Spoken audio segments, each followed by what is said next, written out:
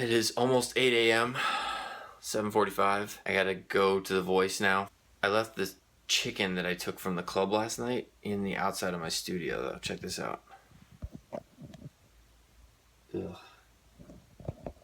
It doesn't smell so good in here.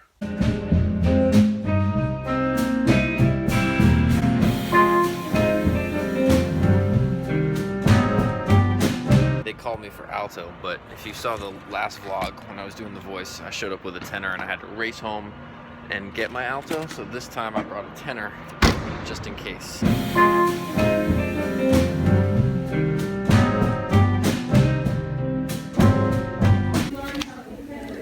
I hate to burst your bubble, but when you see them playing pianos on television, very often they are like this. They're just a shell. It's just a pretty face. I missed a day. I got home last night at 1:30 in the morning after the gig, and after a couple of days, the gig was great, by the way. God, what fun it was to play with these musicians. Anthony Wilson on guitar, Patrick Warren on piano, Mike Elizondo on bass, Aaron Sterling on drums, Josh Nelson also on piano, Adam Schroeder on bari sax, and Daniel Rosenboom on trumpet. Like, wow. All guys who care about making great music, who know how to craft parts, take solos, contribute to the vibe of a tune, build the arc, care about the arc of a solo, the arc of a song, the arc of a set, all of that, care about the groove. At the risk of overstating the obvious, the whole pocket thing, which I've been talking about a lot recently, it's just so important. When you play music with people who are committed to the groove, to making that groove happen, to sitting there, to making everybody and everything feel good, it's just, I think I broke my phone. That being said, on the first night, Friday night, I left the gig as soon as possible to come home and edit all this and get it up. Last night, I had to hang, man. The hang was too good. There were too many great musicians there in the house, in the audience as well, people I hadn't seen in quite some time. And I made a conscious decision that I just got to take a break, you know? I was getting fried, was like totally exhausted. So there it is. But now I'm back and we continue forward. So the trumpet player last night, Daniel Rosenboom, I got a copy of his album, literally album, vinyl. Check this out. This is so cool. I haven't seen anything like this. Ready?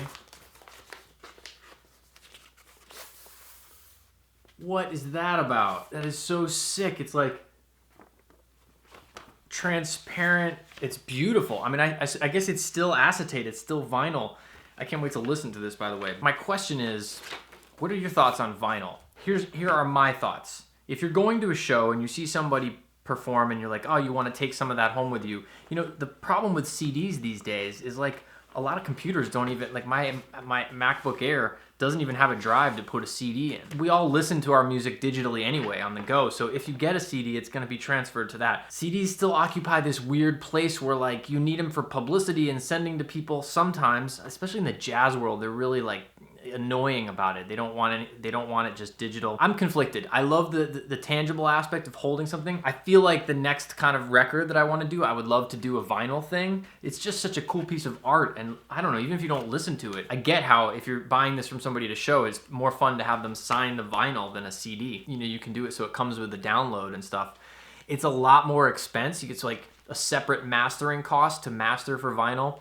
It's more to ship them, so you know, it's just like the packaging. It's a much bigger ordeal all around. I'd be curious to find out what you guys think about it. What are your thoughts on it? You know, I'm gonna do a new recording, if we can fit it in the first couple of days of June, in between some trips. I still have a recording an album that's done, but it hasn't been released. It's not out anywhere yet. It still needs to be mastered. Just curious what you guys think about this. This is super, I think, badass, but I don't know how practical it is. We're going to get some Greek food, takeout Greek food. I'll tell you what, one of the things that my wife and I miss about living in New York City, particularly Astoria, Queens, where I lived the entire time I lived in New York, I lived in Astoria, Queens, which has the second largest Greek population after, I believe, Athens, Greece.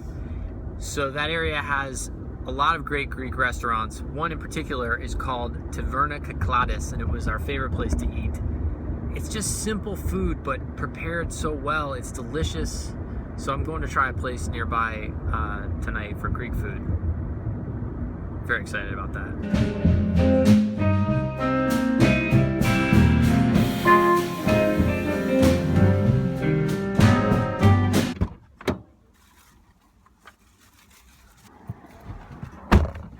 Well, so far I can tell you it smells amazing.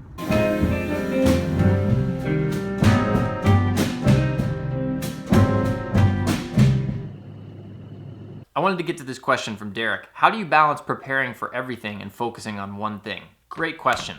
I focus on the fundamentals. In any given week, I've got a lot of different musical activities going on. You know, I might be sight reading, doing recording sessions, playing a jazz gig, playing a funk, rock, soul gig, leading my own band, any number of things. My goal is always to just be present and available to each moment, to whatever that situation is and what it presents, and not bring an agenda to it. So for me, by focusing on the fundamentals, and when I say fundamentals, I have what I call my 7 T's. This is something that I work with students on, and it's what I do myself.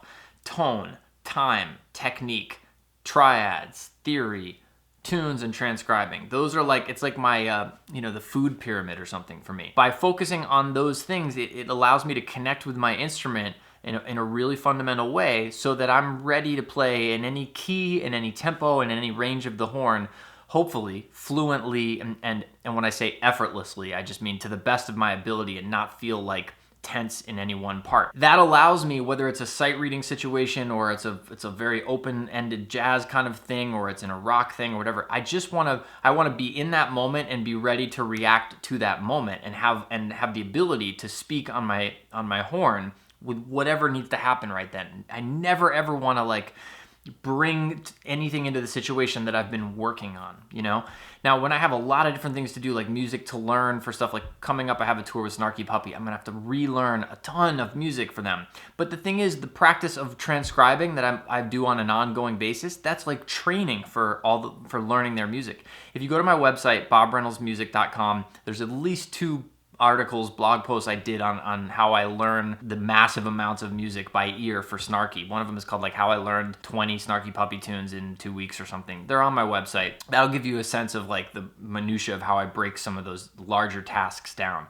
But just in general, it's the fundamentals for me. They keep me connected, they keep me grounded, and they keep me pretty much ready for any situation.